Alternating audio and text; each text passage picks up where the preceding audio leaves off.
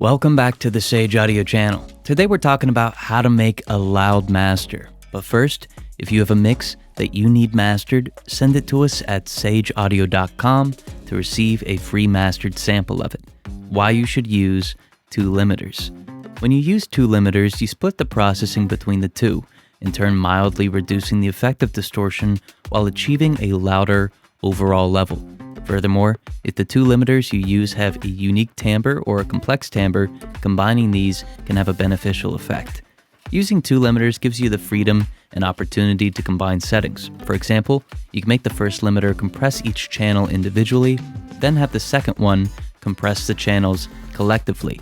Although this sounds a little counterintuitive, this would retain the detail of each channel with the first limiter and then achieve an even louder sound with the second limiter while still keeping everything relatively distinct.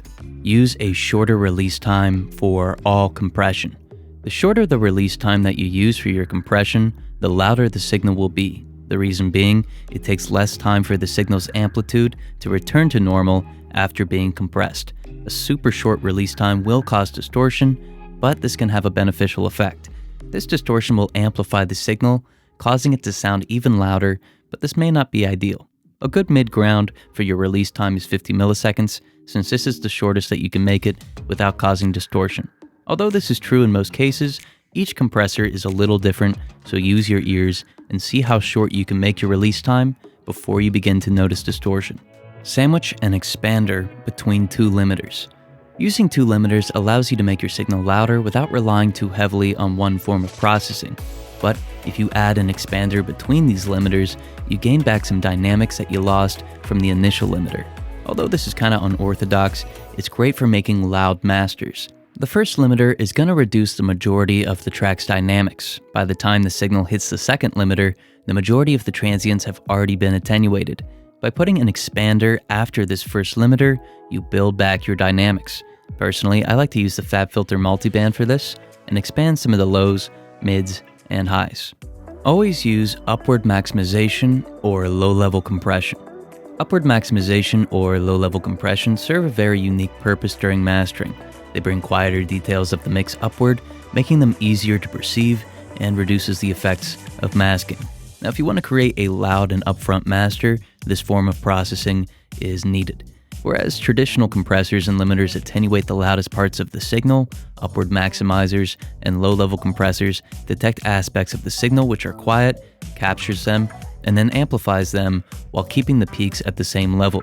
Combine this effect with your limiting to achieve a full, complex, and loud master without having to push your limiter too hard. Compress your mids and use automatic makeup gain. Whereas the lows of a master hold the majority of the track's dynamics, the mids hold the majority of the instrumentation and detail. You can augment this section of your master's frequency response by using a traditional stereo compressor and isolating the mids with an internal sidechain. Then use automatic makeup gain to ensure that the level of the mids stays the same. By compressing the mids and then keeping them at relatively the same level, you make them louder in comparison. Although internal sidechaining doesn't mean that only the mids will be compressed, it ensures that compression only happens when the mids are loud enough to trigger the compression. Use a dynamic limiter. Some limiters include various algorithms or styles that make them better suited for specific forms of mastering. If you're trying to create a loud master, find a limiter that suits loud mastering. A dynamic limiter typically expands the transients before limiting, meaning that you can push the signal while still retaining dynamics. A good example of this is the FabFilter L2. Its dynamic option expands the signal's dynamics right before the limiter kicks in, making for a louder, more dynamic sounding master. You might also want to try the loud algorithm, since this too is suited for creating a louder sound without causing too much distortion. Don't be afraid to overprocess. Although overprocessing a master is definitely a problem, the fear of using too much processing can hinder you from making a commercially competitive one. If you're working on rap or pop music, you'll need to use more processing than you expect to achieve a loud sound. If you're mastering a song and you know it needs to be loud enough to compete or sound similar to other masters, be sure to use a fair amount of both upward compression and limiting. One processor that I've found which is really helpful for this is one by IK Multimedia.